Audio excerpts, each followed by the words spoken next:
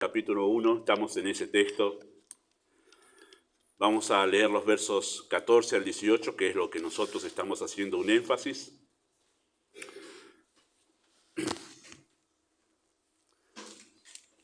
Dice el texto así, Juan capítulo 1, verso 14, y aquel verbo fue hecho carne y habitó entre nosotros y vimos su gloria, gloria como del unigénito del Padre, lleno de gracia y de verdad. Juan dio testimonio de él y clamó diciendo, este es de quien yo decía, el que viene después de mí es antes de mí porque era primero que yo.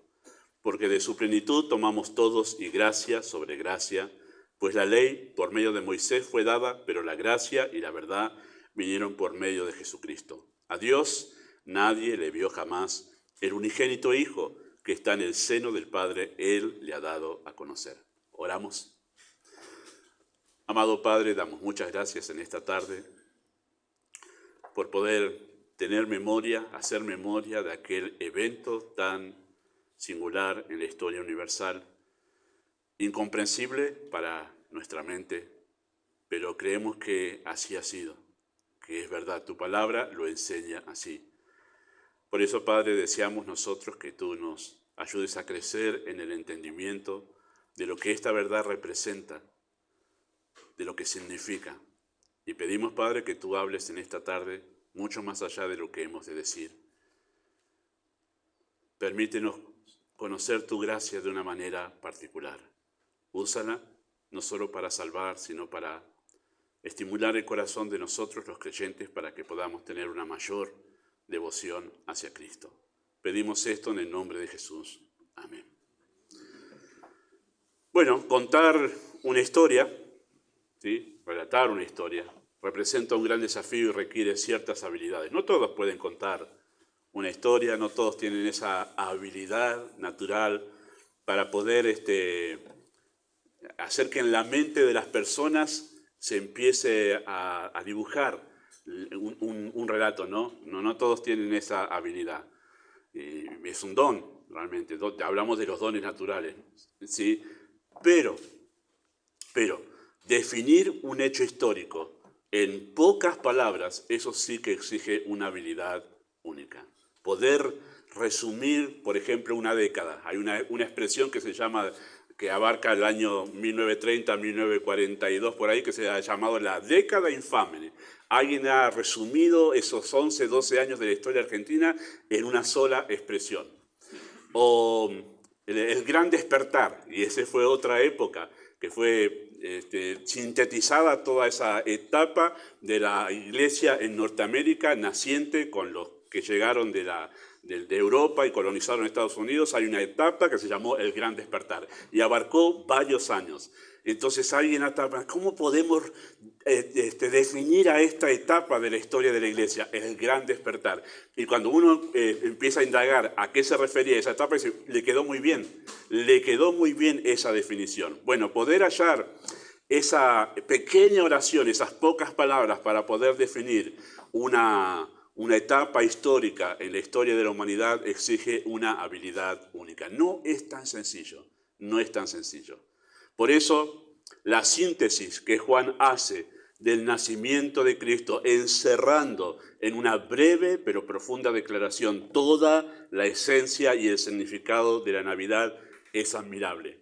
Porque a diferencia de Mateo, que cuenta un poco acerca del dilema que pasaron José y María cuando José se enteró que antes de estar ya unidos en matrimonio, ella estaba embarazada. Relata un poco eso Mateo, pero después se centra en la visita de los magos 2 años después del nacimiento de Cristo, con el fin justamente de enseñarnos o acentuar a Cristo como el Mesías. Y a diferencia de Lucas, que es quien más se extiende en el relato histórico, ¿sí? Del momento histórico del nacimiento de Cristo, a diferencia de esos evangelios, Juan en verdad resume, sintetiza la venida del Señor en una sola frase. Él va más allá del pesebre en Belén y nos introduce, como dicen algunos, al lugar santísimo en el cielo para que podamos ver algo mucho más grande que un niño en un pesebre.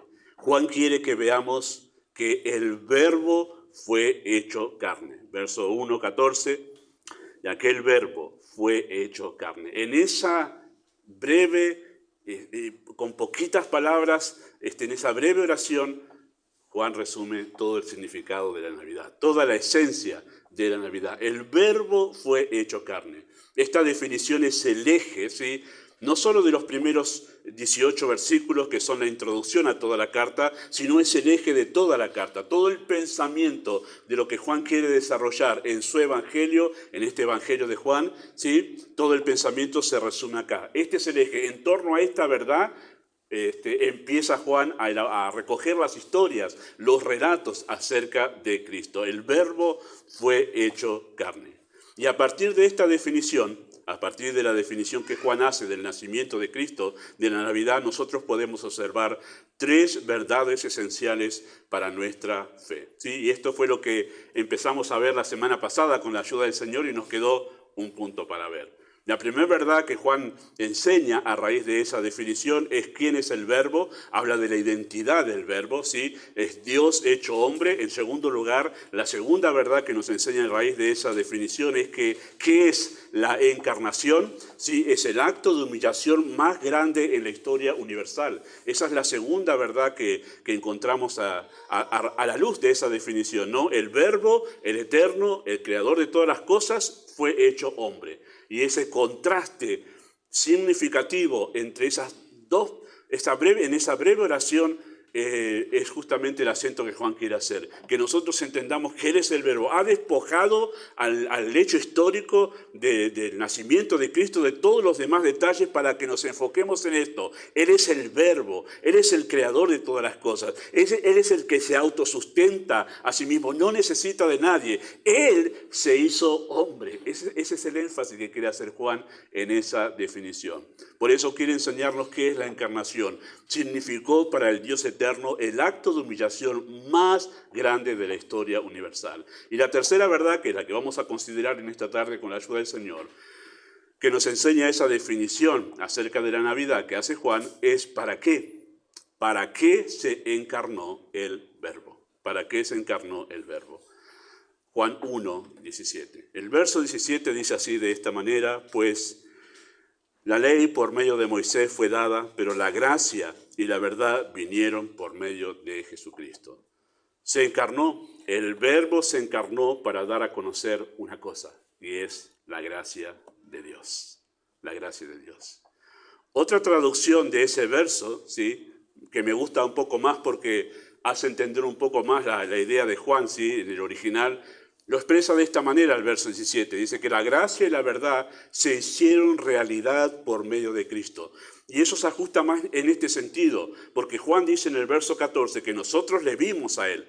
Juan habla como testigo presencial del Cristo encarnado. Dice, nosotros le vimos, y cuando le vimos con la gloria del unigénito del Padre. ¿Cómo era esa gloria? Lleno de gracia y lleno de verdad. Esa es la idea de lo que Juan está expresando allí. Vieron la gracia hecha carne. Vieron en carne propia lo que significa la gracia de Dios. Eso es lo que está diciendo Juan. Esto es maravilloso. Porque ellos tuvieron el ejemplo. Una cosa es enseñar doctrina y hablar acerca de la gracia. Y otra cosa es ver la esencia misma de la gracia moverse delante de nosotros. Algo de eso vamos a hablar Dios mediante la semana que viene. ¿Qué significa vivir en verdad en la gracia? Y nosotros tenemos en el ejemplo de Cristo qué significa vivir en la gracia. Porque Él estaba lleno de gracia y de verdad. Y ellos lo veían moverse entre ellos, hablar con ellos. Y Juan llega a esta conclusión. Todo lo que vimos de Cristo, vemos al Dios lleno de gracia. Tremendo, es tremendo. La gracia y la verdad se hicieron realidad por medio de Jesucristo.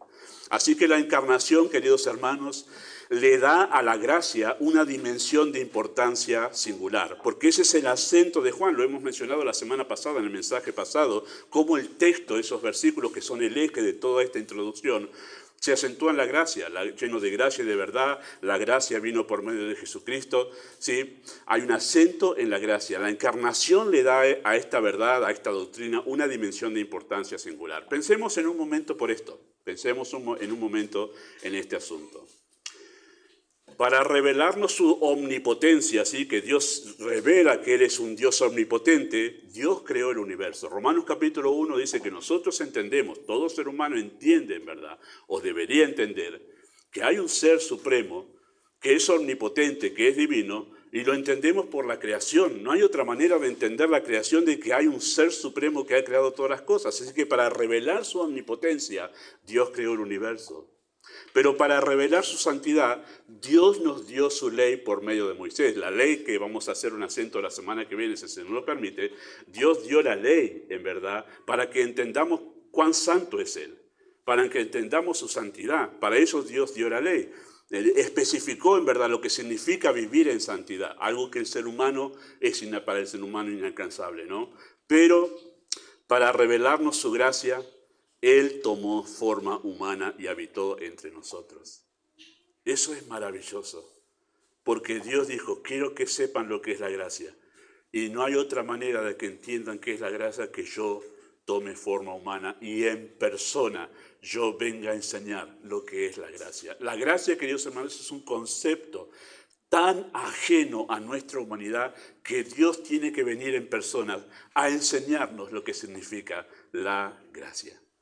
Tremendo. La gracia es una de las verdades sumamente esenciales para nuestro cristianismo. Piensen esto por un momento también, de todas las cosas que Dios podría haber dado a conocer en su encarnación o mediante su encarnación, ninguna fue más necesaria que su gracia. Pensaba en esto mientras estaba estudiando este pasaje. ¿Cuántos misterios podía haber Dios develado, no? Él se hizo carne. ¿Cuántas cosas podía haber develado del cielo, de la eternidad? ¿Cuántos hechos podría haber explicado? Justamente el Dios que se hizo carne, haber estado acá con nosotros. Era el momento para preguntarle, momento para preguntarle sobre Job. ¿Cuántas verdades acerca del cielo nos podría haber contado? Pero nada fue más necesario que dar a conocer su gracia. Ninguna de las otras verdades o hechos que podrían ser explicados era más importante que enseñar acerca de la gracia.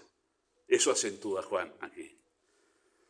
La gracia, queridos hermanos, es esencial para nuestro cristianismo. Somos salvos por gracia. Vivimos en un estado de gracia cuando nosotros ya somos salvados. Y somos capacitados por la gracia de Dios para servir. Estamos rodeados por la gracia por todos lados. No hay manera de escapar a esta verdad. Y de ella dependemos para todo, desde nuestra salvación hasta nuestro servicio al Señor y nuestra forma de vivir. Y eso sí haremos un acento, como dije recién, vivir en la gracia. Se trata de un estilo de vida la gracia.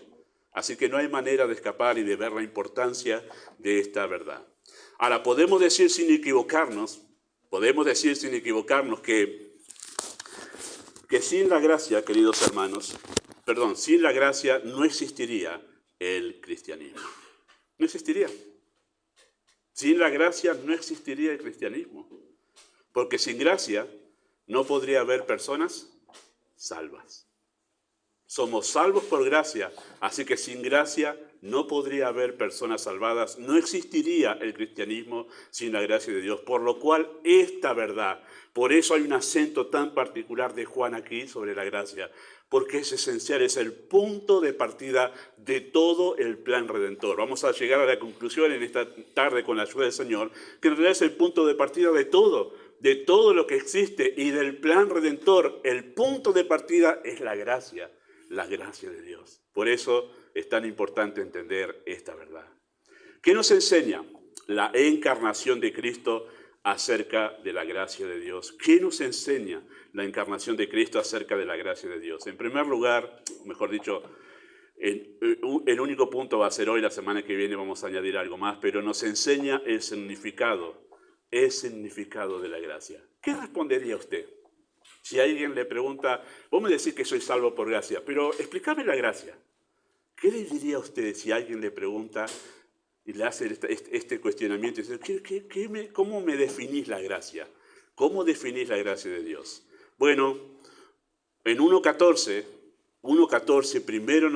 primeramente señala un contraste entre quién es Cristo, ¿sí?, y lo que fue hecho, ¿sí? Es el Dios que fue hecho hombre, el infinito vino a morar en un cuerpo finito, ¿verdad? Que nosotros acentuamos la semana pasada. Ese punto es el clave para entender el significado de la gracia. El Dios eterno entró en el tiempo, el infinito entró a morar en un cuerpo finito. El Creador entró en su creación. Y no solamente eso, se hizo hombre y después, estando en la condición de hombre, se humilló a sí mismo y fue hecho esclavo. ¿Sí? Ese hecho es el que le da significado a la gracia. Es el que grafica en verdad el significado de la gracia.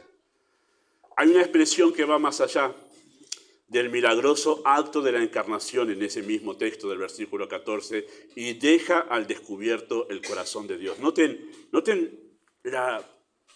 la sutileza del Espíritu de Dios para hablar de un tema tan importante en la teología bíblica. Dice el versículo 14, y aquel verbo fue hecho carne. Y noten lo que añade.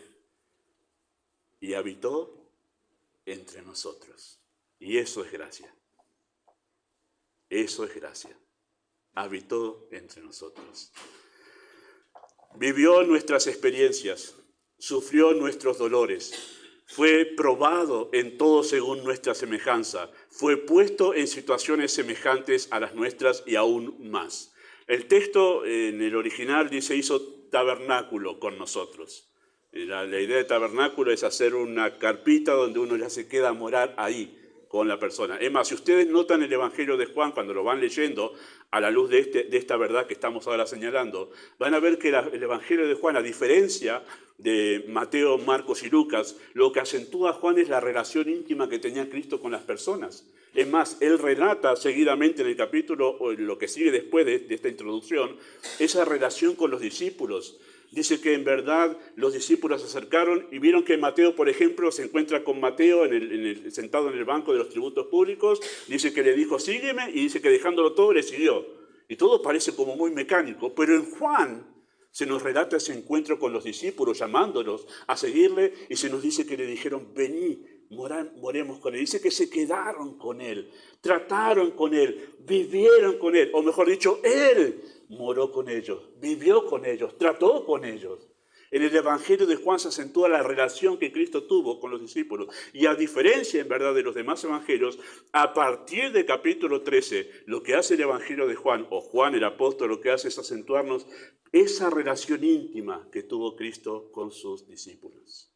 Con sus discípulos. Para decirnos esto, Él habitó con nosotros. Él habitó con nosotros. Nosotros, queridos hermanos, los humanos, nosotros los humanos podemos alcanzarle un poco de comida a un hambriento, pero decidir ir a vivir su experiencia, habitar con él y colocarnos en la misma situación demanda una actitud muy diferente e imposible de encontrar en algún ser humano.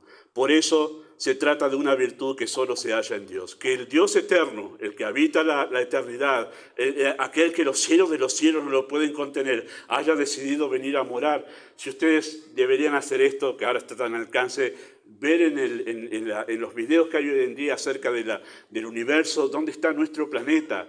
Y no está en el centro del universo, está en un lugar que diríamos en el costadito. En la inmensidad del universo se pierde nuestro planeta y mucho más aún nuestra existencia, que somos apenas como los granitos de arena en la orilla del mar. Pero Él vino aquí a morar con nosotros. Eso es gracia, eso es gracia. Con la expresión habitó entre nosotros, Juan quiere que prestemos atención a la disposición de Dios, porque ese es el significado de la palabra gracia. Refiere a una disposición favorable hacia quienes no lo merecen, hacia quienes no merecen ese favor. Esa es la explicación más básica, esencial, acerca de la palabra gracia y de la idea de lo que es la gracia. Es la disposición que uno tiene favorable, pero hacia sus enemigos. Eso es gracia. Todos nosotros, como lo enseña el evangelista Mateo, podemos nosotros mostrar amor y favor hacia nuestros amigos, hacia aquellos a quienes amamos, pero tener en verdad un amor hacia nuestros enemigos, una buena disposición favorable hacia ellos, eso es divino. Eso es divino. Y eso es gracia. Es la disposición favorable hacia quienes no la merecen. Esta disposición es la que determina la manera en que Dios expresa su amor, su misericordia, su bondad, su compasión hacia sus enemigos. O sea, la gracia es lo que gobierna el amor, la misericordia, la bondad y la compasión de Dios hacia sus enemigos. O sea, la dimensión, el alcance, la manera en que se manifiestan todas estas virtudes de carácter en Dios nos permiten entender el concepto de gracia. ¿Hasta dónde llega su amor? ¿Hasta dónde llega su compasión? ¿Cómo muestra su misericordia? Me muestra, me grafica a mí lo que significa su gracia. La gracia se manifiesta a través de estas, o de la dimensión en que se manifiestan estas cualidades. Dicho de otra manera, el amor, la misericordia, la bondad y la compasión son manifestaciones de la gracia de Dios. Algunos hacen esta diferencia. Misericordia es una cosa, gracia es otra. Permítame, a la luz de lo que entiendo del significado de la gracia, entiendo que la gracia en realidad gobierna la misericordia y marca hasta dónde se va a extender esa misericordia. ¿Cuál va a ser la extensión, la dimensión, el alcance de la misericordia de Dios? La gracia es lo que determina cuán grande es el amor de Dios. La gracia es lo que determina cuán grande es su bondad y su misericordia, su compasión. Su compasión. Así que la gracia nos permite decir esto. En Dios no solo es amor, no solo es compasión, no solo es misericordia, no solo es bondad. Es todo eso elevado a un nivel sobrehumano. Eso hace la gracia, eleva el amor, la compasión, la misericordia y la bondad de Dios a un nivel sobrehumano. O sea, a un nivel que está lejos de nosotros poder expresarlo de esa manera. Está lejos, o sea, no vemos en hombre alguno, en ser humano alguno, expresar el amor en la medida en que Dios lo expresa, expresar misericordia en la medida en que Dios lo expresa, expresar compasión en la medida en que Dios lo expresa. Es una misericordia, amor, bondad, compasión en una esfera que es desconocida para nosotros y hasta el punto que nos escandaliza. Se llama y se suele llamar por algunos predicadores, y ahora vamos a entender por qué, la gracia escandalosa. ¿Por qué?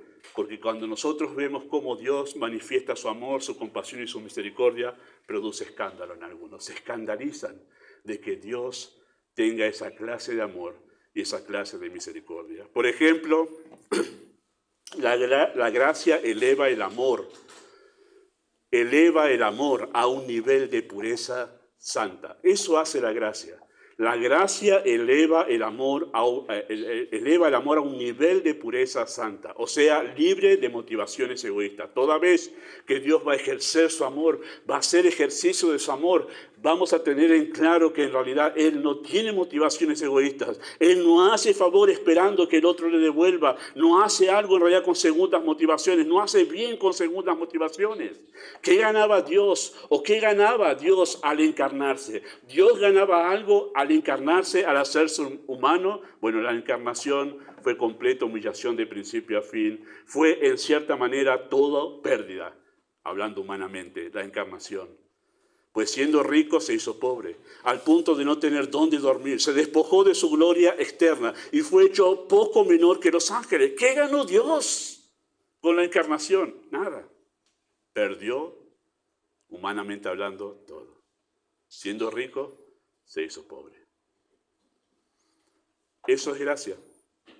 Hace que el amor esté libre de cualquier motivación egoísta y cualquier sospecha de doble motivación en la persona que lo ejerce. ¿Acaso había algo que nosotros podíamos darle a Él, por eso Él se encarnó? Bueno, el que existe por sí mismo no necesitaba nada de nosotros, así que no fue por necesidad personal que fue motivado a encarnarse. Puedo conseguir algo de estos humanos, por eso me voy a encarnar. ¿Hay algo que puedo obtener de ellos? Nada. Él se sustenta a sí mismo. La verdad que hablamos la semana pasada acerca de su autoexistencia nos enseña a nosotros que no precisaba para nada de nosotros. Sin embargo, Él vino y la muestra de ese amor está demostrado que era puro y santo en extremo.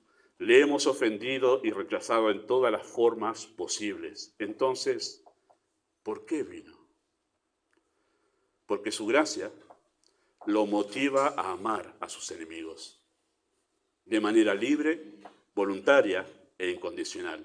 Y esto manifiesta la pureza de su amor a un nivel sobrehumano. Esto es gracia, queridos hermanos, expresada en un amor inmerecido. Mostrar amor a quien no merece recibir ese amor. Eso es gracia. La gracia es a disposición de Dios. Recuerden, gracia no es una cosa, es una disposición de la persona de Dios para decir cuánto voy a amar, hasta dónde voy a amar, cómo voy a amar. Bueno, voy a amar hasta el punto de darle amor a quien no merece ser amado.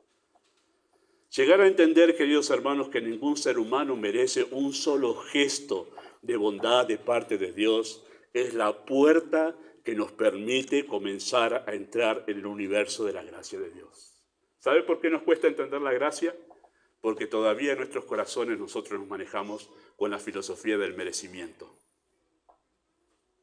Todos pensamos en algún momento, en algún rincón de nuestro corazón, no me merezco que me traten así.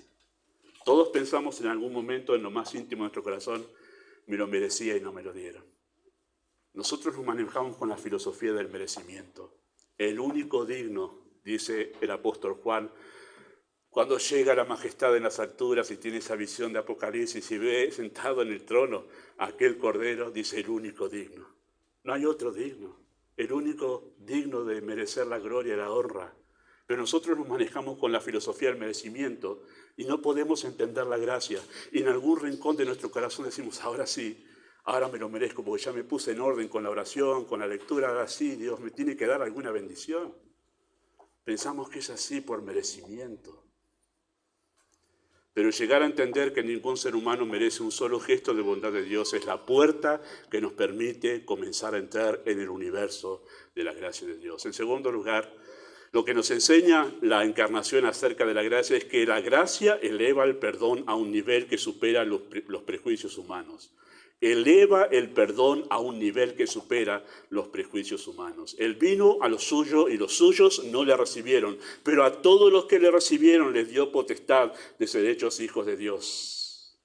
Esa palabra todos en el Evangelio de Juan es significativa porque encuentra su explicación, la palabra todos, en el Evangelio de Juan. Todos en el contexto de este Evangelio es todos sin distinción de personas. Es perdón ofrecido a todo tipo de personas. Quizás debemos decir, para explicar lo que significa la gracia, que es el perdón es ofrecido a todo tipo de pecador. Y ahí quizá entendemos un poco más lo que significa este concepto de la gracia de Dios. El perdón ofrecido a todo tipo de pecador, no solo a todo tipo de persona, creo que más específicamente debería ser así expresado. Es ofrecido al que ha pecado pocos años. Dios ofrece perdón a los niños, tengan 5, tengan 3, tengan 8. ¿Cuánto tiempo han pecado ellos en sus vidas? Poquitos años. Menos que una persona que ha vivido 80 años. Y ha llevado toda una vida de pecado. El perdón es ofrecido de manera igual, de manera similar, en la misma cantidad, en el mismo grado de perdón, tanto a ese niño de pocos años como a aquel que ha llevado toda su vida perdida y recién quizá ha conocido al Señor a los 80 o a los 70 años.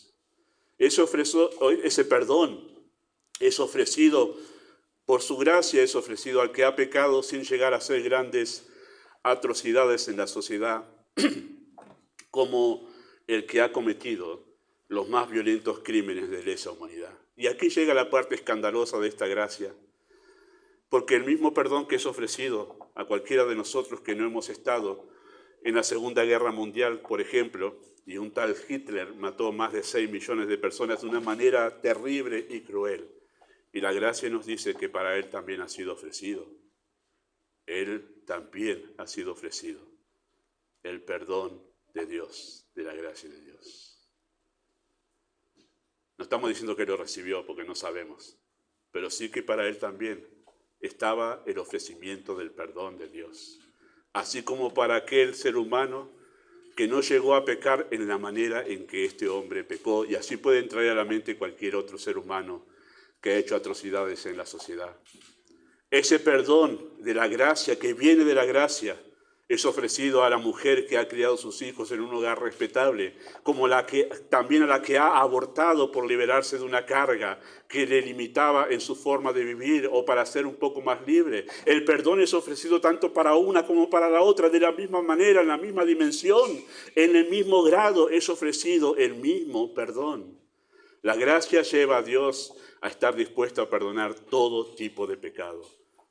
No solamente el haber mentido, No solamente el haber robado, no solamente el haber insultado y haber utilizado palabras groseras, sino también el perdón alcanza al homicidio, el perdón alcanza a la violación, el perdón alcanza a los asesinos seriales. Esa es la gracia. Esa es la gracia. Así que eleva el perdón a un nivel sobrehumano. Esta verdad suele escandalizar a algunas personas. Por ejemplo, se escucha esto, y es muy común escuchar cuando usted le habla de este tipo de perdón. La persona empieza a escuchar y empieza a reflexionar de esta manera. Perdón, ¿me estás diciendo que el peor delincuente de nuestra sociedad, tan solo por arrepentirse y creer en Cristo, tiene entrada al cielo? No me parece justo, dice. ¿Ha escuchado eso? No me parece justo eso de Dios. ¿Cómo puede ser? Eso es gracia. La única manera de entender eso es desde la gracia de Dios. No hay otra manera de entenderlo. Y Cristo se encontró con un montón de personas que pensaban así. Por eso escandalizó a su sociedad Cristo, porque Él vino con la gracia. Por eso dice Juan, vimos la gracia en medida extrema. Dice, lleno de gracia, repleto de gracia. No había más lugar para la gracia, dice ahí. Así lo pensó, por ejemplo, aquel hijo de la parábola de Lucas 15, quien cuando su hermano, que había vivido perdidamente, volvió arrepentido, él no aceptaba que fuese perdonado. Esa es la sociedad con la que Cristo se encontró. Esa parábola, lo que está graficando era la situación con la que Cristo se encontraba muy a menudo. Vino a una sociedad religiosa que pensaban que ellos que por su moral, porque eran mejores que los demás moralmente, hablando, externamente cumplían con todos, dijeron, nosotros merecemos. Pero las mujeres de mala vida, los publicanos, ellos no merecen. Ellos no hay que ofrecerles el perdón, ellos no lo merecen. Y en la parábola de Lucas 15, ese hijo que vivió obediente en la casa de su padre y que no se fue como el otro que vivió perdidamente, ilustra, ejemplifica a esa sociedad religiosa que no aceptaba que Dios perdone a los que habían desperdiciado su vida de manera extrema. Y dice, no, dice que estaba enojado. No puede ser que Él tenga perdón. No puede ser, papá, que lo perdones. Esa gracia no es entendida para la sociedad en la que Cristo vivía. Tampoco los religiosos del tiempo de Cristo aceptaban que el perdón fuese ofrecido a los publicanos, las mujeres de mala vida y cualquier otro que no cumpliera con los estándares de su moral. Él ha ofrecido este tipo de perdón a todo tipo de personas en este mundo sin distinción de nacionalidad, cultura, edad o condición social. Esto es gracia. Esto es gracia. El pobre y el rico que aceptan su perdón son igualmente amados por Él. Este perdón que nace de la gracia de Dios es ilimitado, cubre todos los pecados del arrepentido. Y eso es lo más difícil incluso para nosotros los creyentes. Y cuando vamos a hablar de vivir en la gracia, me refiero a esto. A vivir sabiéndonos perdonados por el Señor, por nuestros pecados pasados, por los pecados que cometemos ahora siendo creyentes y por los que vamos a cometer en lo que resta de nuestra vida aquí en la tierra, porque los cometeremos. Todos estos pecados por la obra de la cruz, está garantizado que su gracia los ha de perdonar. Ha perdonado los pasados, perdona los que cometemos ahora y perdonará todos los pecados que cometeremos hasta estar en la presencia del Señor. Así que la gracia hace que el perdón de Dios llegue a un nivel tal que es ilimitado, cubre todos los pecados del arrepentido. Y este perdón es definitivo porque los perdona para siempre. Para siempre. Eso es gracia. Perdonaré sus pecados y nunca más me acordaré de ellos. Y no es que después a Dios le falla la memoria. Él sabe todo lo que hicimos y sabe todo lo que haremos y sabe incluso qué vamos a decir, aunque la palabra todavía no esté en nuestra boca. Lo que hace Dios es nunca más traerlos a memoria para decir, ¿te acordaste cuando tenías 15? No, nunca más. Eso es perdón. Nunca más traer a la memoria las cosas que ya han sido perdonadas. Eso es gracia. Eso es gracia. Claro, los que nos acordamos somos nosotros, ¿no? Pero si vivimos en la gracia y entendemos la gracia, nosotros llegamos al punto de decir, puedo acercarme al trono de la gracia, que Él me recibe como un padre amante, porque sé que ya no se acuerda de todo lo que hice. Eso es muy difícil. Solamente está en Dios, pero es verdad, es así. Aquellos que más oran es porque entienden que son recibidos por gracia en la presencia de Dios. Entran con gozo a ese trono de misericordia para hallar socorro, hallar ayuda para el momento oportuno. ¿Por qué? ¿Porque me porté bien esta semana? No, porque eres un Dios de gracia. Y es un perdón definitivo. En tercer lugar, lo que hace la encarnación al enseñarnos sobre la gracia nos enseña esto, que la gracia eleva la bondad de Dios a un nivel de entrega ilimitada. Eleva la bondad de Dios a un nivel de entrega ilimitada. A mí me resuenan las palabras siempre que Cristo dijo a los de su tiempo, le dijo, ¿por qué me llamas bueno? Uno solo hay bueno. Y cuando nosotros entendamos esto, vamos a ver que hay uno solo bueno. Hay uno solo bueno. El verso 16 es tremendo y algunos le han dado una explicación que no encuentra ayuda en el contexto. Y me voy a quedar con la explicación de algunos teólogos de los más conocidos, quienes entendemos que han estudiado de una manera seria la Escritura. Pero el verso 16 dice, porque de su plenitud tomamos todos gracia sobre gracia. Gracia sobre gracia. Gracia y más gracia. Y más gracia. Y cuando te da gracia, tú vas, levantas eso y ves que hay más gracia, y más gracia, y más gracia. Y es inagotable la gracia. Es gracia, más gracia. Y cuando pensaste que ella no te va a dar más gracia, abrí la puerta y es más gracia. Esa es la bondad de Dios. Nosotros los humanos, hasta acá ya te ayudé. Ya está, no esperes más de mí. Ya está, ya te ayudé una milla. Hasta ahí después arreglate vos como puedas. Pero en Dios es gracia sobre gracia. Él es el que va 2 millas con nosotros. Cuando en Mateo dice que va 2 millas, tu enemigo, si te pide que vayas 1 milla con él llevando la carga, ve con él 2. ¿Quién hace eso? Uno solo. Uno solo. Y ese es Cristo. Y cuando él estaba diciendo eso, no estaba hablando de ningún ser humano. Estaba poniendo una norma, una regla allí para hacerle entender que esto es divino. Es gracia inexistente en el corazón humano. Es gracia elevada a un nivel de entrega ilimitada.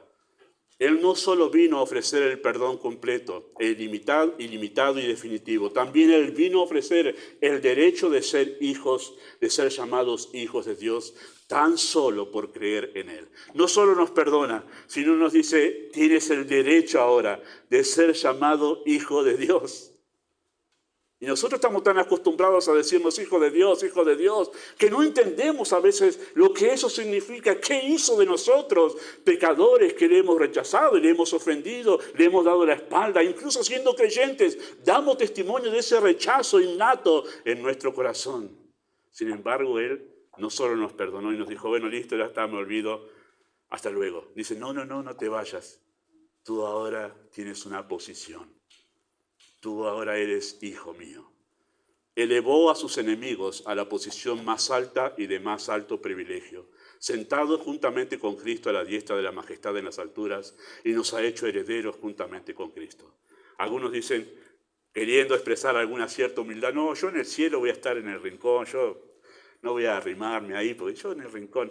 No, tú estás, si eres creyente, y estaremos todos a la diestra de la majestad. La majestad es un nombre para Dios.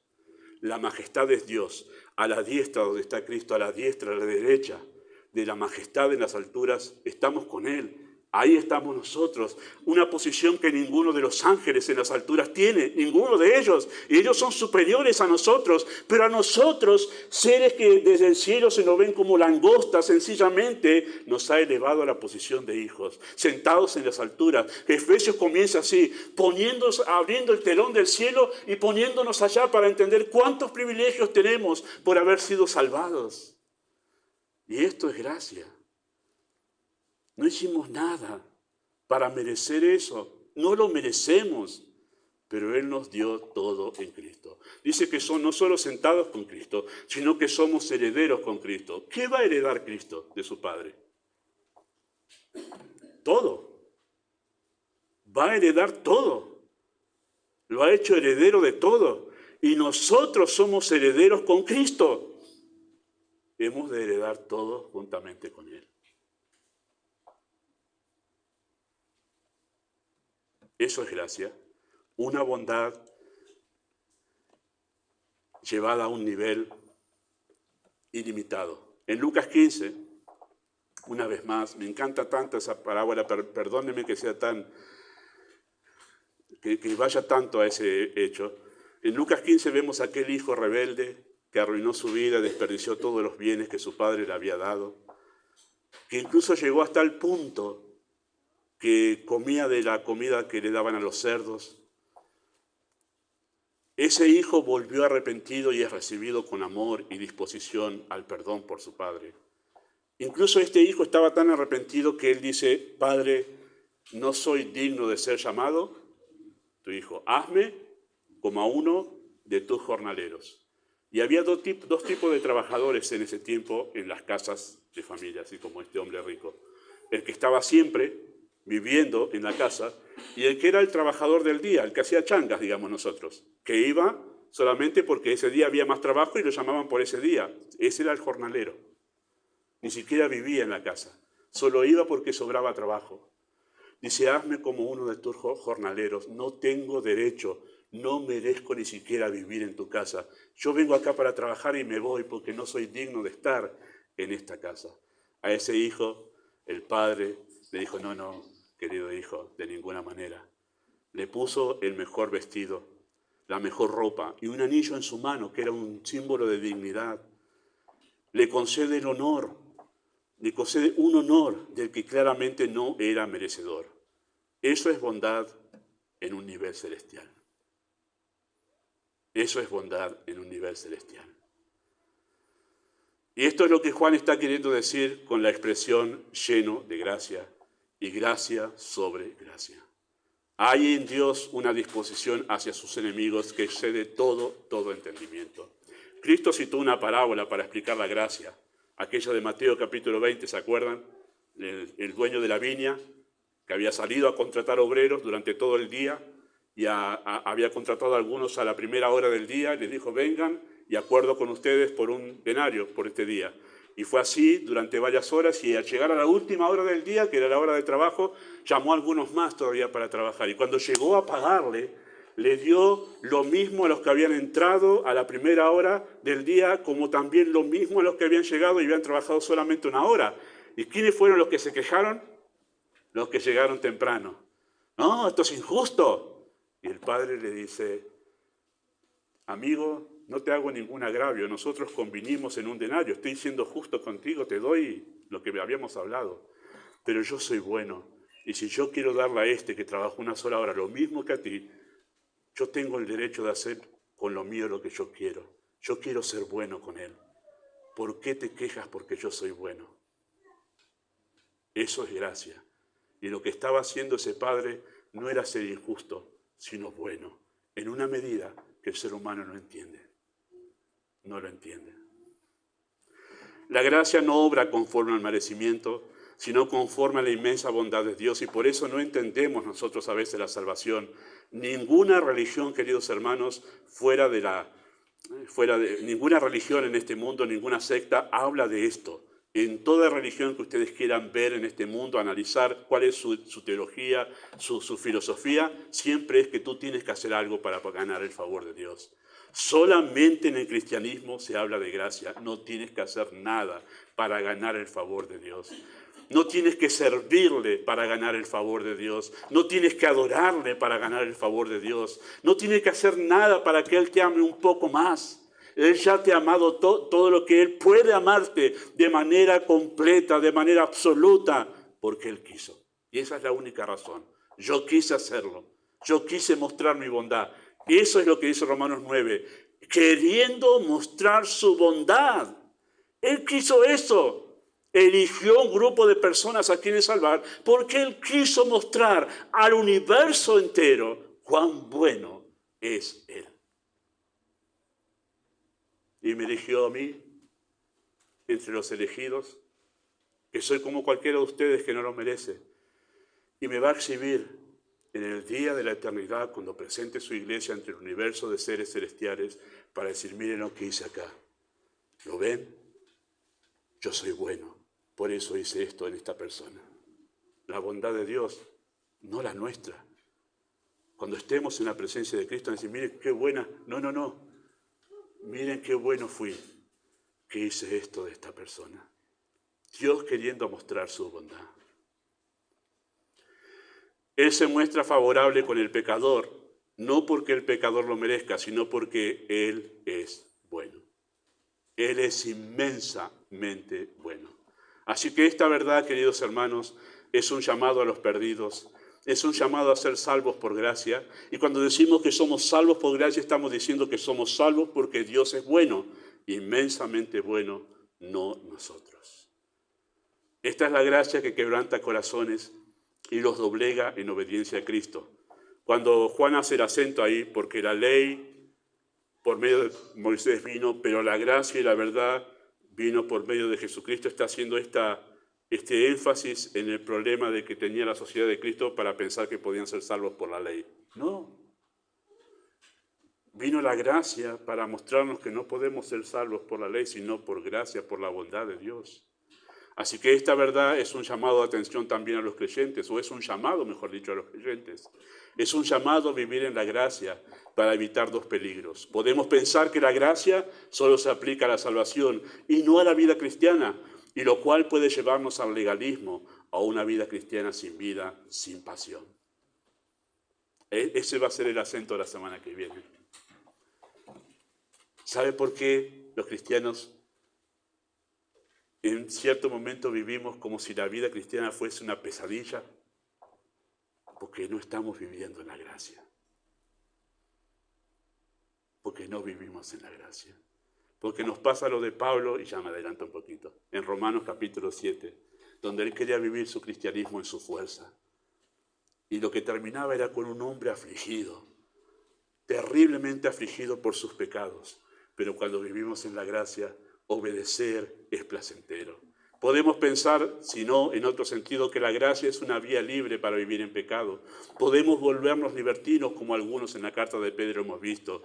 Pero la gracia, queridos hermanos, nos capacita para vivir una vida cristiana que se goza en obedecer a Dios.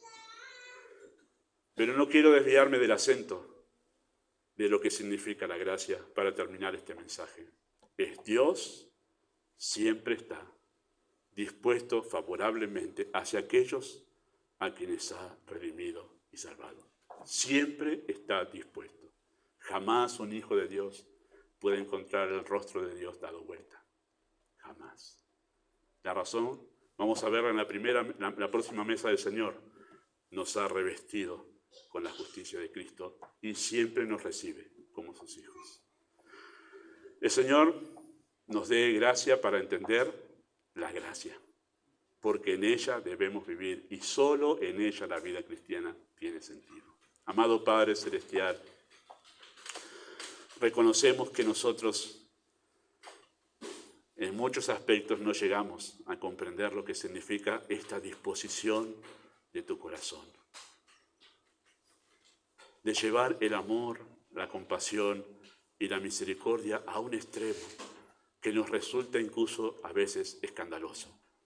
Por eso, Padre, pedimos esta misericordia de ti para, como dijo el salmista, enséñanos tu ley. Abre nuestros ojos para entender las maravillas de tu ley. Así que usa tu palabra como tú quieres hacerlo, en el nombre de Jesús. Amén.